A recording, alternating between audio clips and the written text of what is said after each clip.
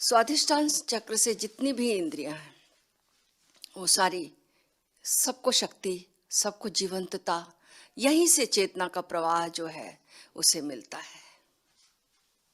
तो तंत्र और योग में क्या फर्क है?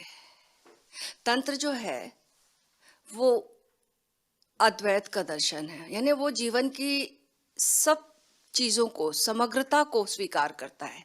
जीवन को बांटता नहीं है कि ये अच्छा है ये बुरा है। सर्व जो भी है समग्र, वो सब स्वीकार है उसका।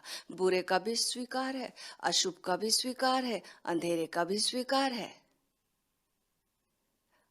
इसलिए नहीं कि अंधेरा अंधेरा ही बना रहे, इसलिए नहीं कि बुरा बुरा ही बना रहे, इसलिए भी नहीं कि अशुभ अशुभ ही बना रहे। लेकिन क्यों? क्योंकि अशुभ के भीतर भी वो बदलने की क्षमता है, वो रूपांतरण की क्षमता है जिससे वो शुभ हो जाए। अंधकार भी निखरते निखरते प्रकाश में परिणित हो जाए। और जिसको हम पदार्थ कहते हैं, मैटर कहते हैं, वो अपनी गहराइयों में जब जाए, उसकी गहराइयों में जब हम जाएं, तो वहां परमात्मा के अतिरिक्त और कुछ भी नहीं है, इसका अनुभव हो जाए। ये तंत्र है। तंत्र कहता है लड़ो मत, लड़ाना नहीं है, रूपांतरण करना, ट्रांसफॉर्मेशन करना है। जो भी प्रकृति ने हमें दिया है, हमारे पास दिया है, उसका ट्रांसफॉर्मेशन करना है। क्योंकि कुछ कभी भी मिटता नहीं है और बनता भी नहीं है, केवल आकृतियां बदल रही हैं, फॉर्म्स बदल रहे हैं। एक बीज है और बीज में जो छिपी हुई ऊर्जा है वो क्या बन रही है? वृक्ष बन जा रही है। और फिर वृक्ष मर जाता है और फिर कितने सारे बीजों को छोड़ जाता है पीछे। तो ऊर्जा जो है सिर्फ बदल रही है, नष्ट नहीं हो रही है ना? तो जब कुछ बनता नहीं है, मिटता नहीं है, तो जो है उसका ट्रांसफॉर्मेशन कैसे हो, ये तंत्र सिखाता है। तो जीवन शक्ति के दो ही रूपांतरण के उपाय हो सकते हैं ना, एक योग और एक तंत्र। देखने में दोनों विपरीत लगते हैं, दोनों विपरीत, लेकिन लक्ष्य दोनों का, गोल दोनों का एक ही है। वो क्या है? कैसे रस से मुक्ति हो जाए। और तंत्र क्या मानता है कि काम ऊर्जा का जो है गहन अनुभव हो जाए तो काम के रस से मुक्ति हो जाएगी। और योग की मान्यता क्या है? योग कहता है कि जिसका आपको अनुभव हो जाएगा उससे छुटकारा बड़ा मुश्किल है।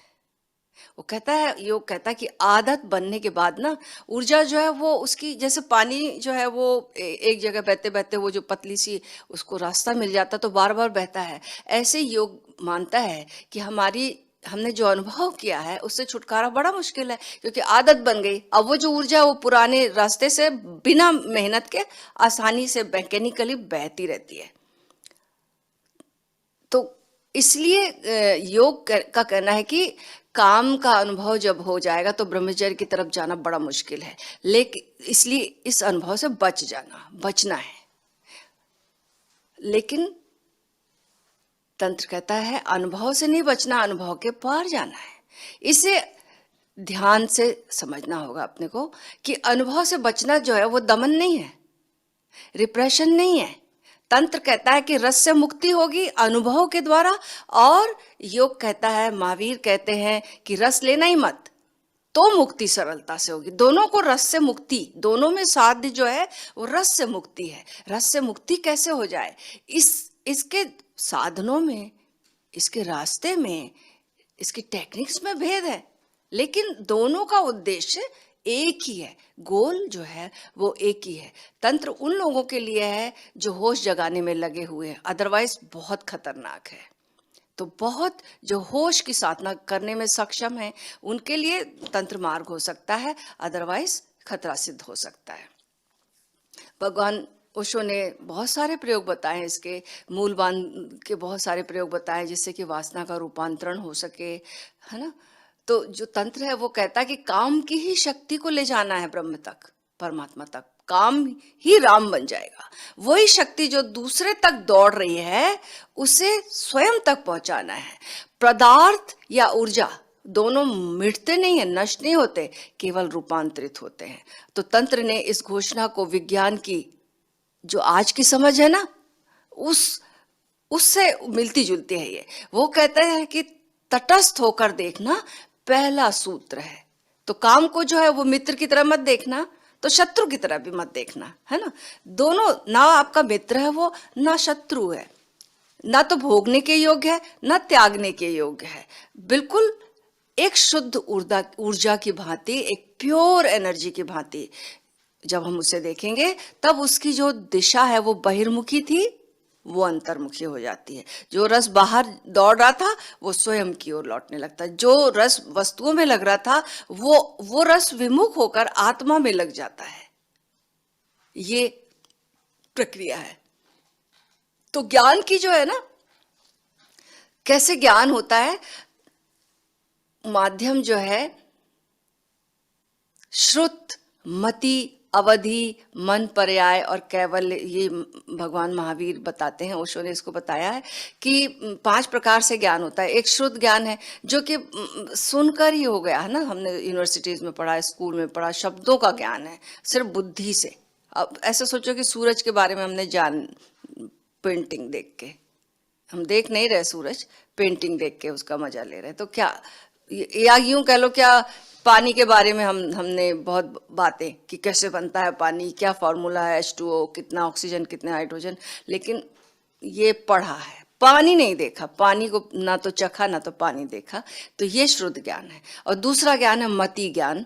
मति ज्ञान में जैसे इसमें क्या है कि इंद्रियों के माध्यम से जो हमारी इंद्रियां हैं वो इतनी शुद्ध हो जाए, इतनी शुद्ध हो जाएं, इतनी मुक्त हो जाएं कि जो भी बाहर है जीवन, उसको भीतर ले जाने की हमारी तैयारी हो पूरी। तो ये जो है ये मति ज्ञान है। क्योंकि हर एक इंद्रिय के पीछे वो जो सूक्ष्म इंद्रिय है, वहां तक उसे शुद्ध करते करते जो है एक संवेदनशीलता को विकसित करना है। इसी से विज्ञान का जन्म हुआ ना, क्योंकि पश्चिम जो है, वेस्ट जो है, वो इंद्रियवादी है। जब तक इस ज्ञान से नहीं जाएंगे तो विज्ञान का जन्म नहीं हो सकता। केवल शब्द से नहीं हो सकता ना, अनुभव से होगा। तो विज्ञान में एक नया आंदोलन है कि एनकाउंटर ग्रुप्स कैसे हो, सेंसिटिविटी की ट्रेनिंग कैसे हो, संवेदनशीलता का प्रशिक्षण कैसे हो, कैसे हम संवेदनशीलता को अपनी बढ़ाएं। तो हम जिसको कि जो अपनी इंद्रियों को दबा रहा है उसको हम कहते हैं कि वो साधक है। नहीं, जो इंद्रियों को मार रहा है वो साधक नहीं है, वो साधना नहीं है। इंद्रियों को शार्प करना है, संवेदनशील करना है, और ज्यादा संवेदना, तब जाके उसके पीछे जो छिपी हुई सूक्ष्म इंद्रिय है वहां उससे अनुभव शुरू हो जाएगा। वो जो अनुभव है, हर एक जिस व्यक्ति की जो इंद्रिय सक्रिय है उसी के माध्यम से वो उसके पार जा सकता है। फिर तीसरा ज्ञान जो है वो अविधि ज्ञान है, जो कि सूक्ष्म इंद्रियों का ज्ञान है। जैसे आप हमने जो चमत्कारी जो घटनाएं सुनते हैं ना कि फलाने व्यक्ति को सब कुछ पता है, वो सब जानता है, उसकी इंद्रियां इतनी सूक्ष्म हो गई हैं, इतनी शुद्ध हो गई हैं कि अब वो उसको अवधि ज्ञान जो है संभव है। जैसे टेलीपैथी है, क्लेरांस है, ये सारे जो ज्ञान है वो अवधि ज्ञान है। इससे ये जो श्रुत है, मति है, अवधि है, ये तीनों ज्ञान है ना, ये शुरुआत के जो ज्ञान है, ये सबको बहुत ही आसानी से हो जाते हैं। क्षमता को विकसित करने की बात है। हमको जब पता नहीं है, उसका मैकेनिज्म नहीं पता है, उस क्षमता के बारे में नहीं पता, तो हमें लगता है ये चमत्कार हो रहा है। लेकिन जब पता चल जाता है तो पता चलता है कि कुछ भी चमत्कार नहीं है, ये सब चीजें, ये क्षमताएं हम लेकर पैदा हुए हैं। तो मन, हमारे भीतर जो सूक्ष्म इंद्रियां हैं बहुत ही शक्तिशाली हैं, बड़ी दूरगामी परिणाम लाती हैं वो। उसमें समय और स्थान, टाइम और स्पेस की कोई बाधा नहीं है। तो पहले का जो भी विज्ञान विकसित हुआ था ना, वो सारा विज्ञान जो है सूक्ष्म इंद्रियों के आधार पे था। और आज का जो विज्ञान है वो स्थूल इंद्रियों के आधार पर है ना। तो हम छोटा सा प्रयोग भी कर सकते हैं कि कुछ लोग आंखें बंद करें और जो ताश की गड्डी में देखें, बिना देखे बताएं कि क्या है, क्या हो सकता, पता चलेगा, वो जान जाते हैं। क्योंकि जैसे मिड ब्रेन के प्रयोग कराते हैं, तो ये क्षमता हम लेकर पैदा होते हैं कि हम बिना देखे जान जाएं, बिना केवल स्पर्श करके सूंघ सूंघ कर हम जान जाए, विशेष विशेष सारी जो जितनी भी हमारी इंद्रियां हैं वो मिड ब्रेन उसको एक्टिवेट कर देता है। तब पता चलता है ये सब कुछ चमत्कार नहीं, ये तो भीतर ही क्षमता लेकर हम पैदा हुए। फिर चौथा प्रकार का ज्ञान है जो मन पर्याय, यानी मन के पार की अब झलक मिलने लगे, ये चौथा प्रकार का ज्ञान है। और पांचवा ज्ञान है जो शुद्ध ज्ञान है, सत्य का ज्ञान, कैवल्य जिसको महावीर कहते हैं, है ना। तो इस तरीके के इस स्टेप्स में ज्ञान जो है हम प्राप्त करते हैं। तो आज स्वाधिष्ठान चक्र से जो तंत्र योग है, तो हमारी जो विभिन्न इंद्रियां हैं, इन विभिन्न इंद्रियों के माध्यम से हम इंद्रियातीत अनुभव करेंगे, इंद्रियों के पार जाकर सूक्ष्म इंद्रियों तक जाएंगे, और उसके बाद जो है मन के पार की झलक हम लेंगे और कैवल्य ज्ञान तक हम अनुभव करेंगे।